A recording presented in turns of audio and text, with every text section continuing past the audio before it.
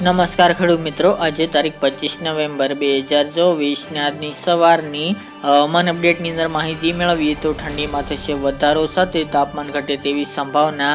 Western ડિસ્ટર્બન્સને કારણે ગુજરાતમાં ઠંડીનું જોર વધી શકે છે. સાથે પવનની માહિતી મેળવશું અને ઝાકળ વરસાદની પણ અપડેટ મેળવીશું. ચેનલમાં નવા હોય તો ચેનલને સબસ્ક્રાઇબ કરી નાખજો અને વિડીયોને લાઈક આપીને તમામ ખેડૂત ભાઈને શેર કરી દેજો. હાલ તો ગુજરાતની અંદર હળવી ઠંડીથી માંડીને હવે ધીરે ધીરે ઠંડીમાં વધારો થઈ રહ્યો છે.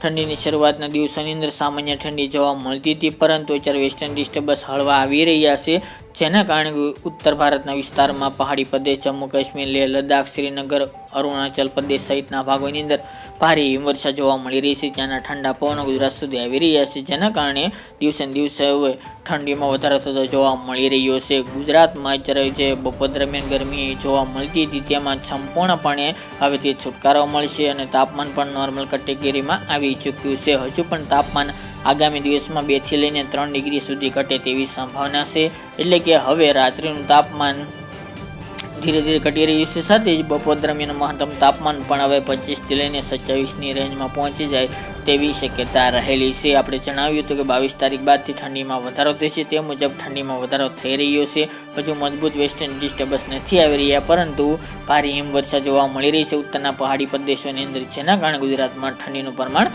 વધી રહ્યું છે. અત્યારે ખાસ કરીને રાત્રિનું લઘુત્તમ તાપમાન ઉત્તર ગુજરાતની અંદર 15 થી લઈને 14 આસપાસ જોવા મળી રહ્યું છે. થરાદ, વાવ, ડીસા, પાલનપુર, અંબાજી, આબુ સહિતના ભાંબર, પ્રાંતિજ, રાધનપુર, મહેસાણા, ઈડર, વડાલી આસપાસ, ખેડબ્રહ્મા સહિતના ઉત્તરના ભાગોની અંદર ખાસ કરીને તાપમાનનો પારો 14 થી લઈને 17ની રેન્જમાં જોવા મળી રહ્યો છે. આ સાથે જ કચ્છમાં પણ નલિયા, ભુજ, ભચાઉ, અડેસર, ધોળાવીરા આસપાસના ભાગોની અંદર પણ તાપમાન 15 ડિગ્રીથી નીચું જોવા મળી રહ્યું છે. 15 ડિગ્રી આસપાસ પણ નોંધાઈ રહ્યું છે.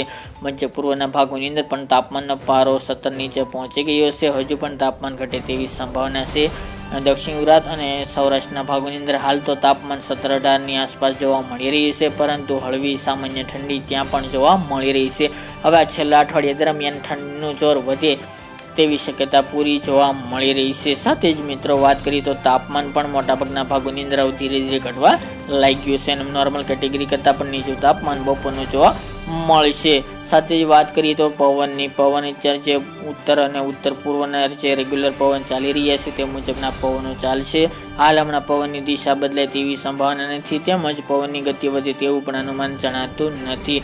નોર્મલ કેટેગરીમાં 10 થી લઈને 14 કિલોમીટર પ્રતિ કલાકની ઝડપે પવન ફૂંકાય તેવી સંભાવના રહેલી છે. બાકી મિત્રો હવામાનમાં પલટો 30 તારીખ સુધી જોવા મળતો નથી, પરંતુ 30 તારીખ બાદ એટલે કે ડિસેમ્બરના પ્રથમ સપ્તાહની અંદર હવામાન ગુજરાતનું બદલાય તેવી શક્યતા છે. જે સિસ્ટમ આવી રહી છે જે અરબી સમુદ્રમાં પહોંચશે, ત્યારબાદ 30 તારીખ બાદથી તેની અસર જોવા મળશે. ગુજરાતમાં હવામાં આવઠું થશે કે નહીં તેની અપડેટ આગામી દિવસમાં જણાવશું, પરંતુ આ સિસ્ટમ વધુ ગુજરાત નજીક આવશે તો ગુજરાતમાં તેનો ખતરો અવશ્ય જોવા મળી શકે છે. બાકી મિત્રો ઝાકળ વરસાદ હાલ તો કોઈ વિસ્તારની અંદર જોવા મળતી નથી, પરંતુ હળવી ઝાકળ વરસાદ વહેલી સવારે જોવા મળે તેવું અનુમાન રહેલું છે. બાકી હમણાં ઝાકળ વરસાદનો રાઉન્ડ આવે તેવા પણ સંજોગો જણાઈ રહ્યા નથી. આગામી 30 તારીખ આસપાસ પણ એક વેસ્ટર્ન ડિસ્ટર્બન્સ આવી રહ્યું છે, જેની અસરથી ગુજરાતમાં ઠંડીનું જોર વધી શકે છે, પરંતુ જો હવામાન બદલાશે તો ગુજરાતમાં ઠંડીનું પ્રમાણ ઘટી પણ શકે છે. તો મિત્રો આ અત્યારની વહેલી સવારની અપડેટ. ફરી એક નવા વિડીયો સાથે મળીશું.